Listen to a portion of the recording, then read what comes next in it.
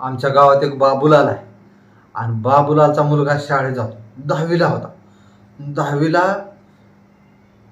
त्याचा मुलगा 2दा नापास होतो आणि हे बाबूलाल त्याची दरवर्षी फी भरू भरू परेशान.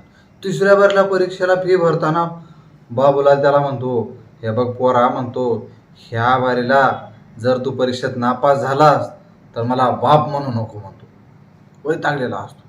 मग मुलाची फीस भरली, परीक्षा झाली, निकाल आला आणि निकाल बघून येऊन मुलगा घरी आल्यावर बाबूलालनं लगेच विचारलं त्याला, निकाल लागला का? लागला.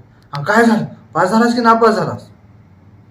पोरग म्हणलं, हे बघ बाबूलाल, म्हणलं, आता तू बाप होण्याचा अधिकार गमावलेला आहेस, म्हणतो.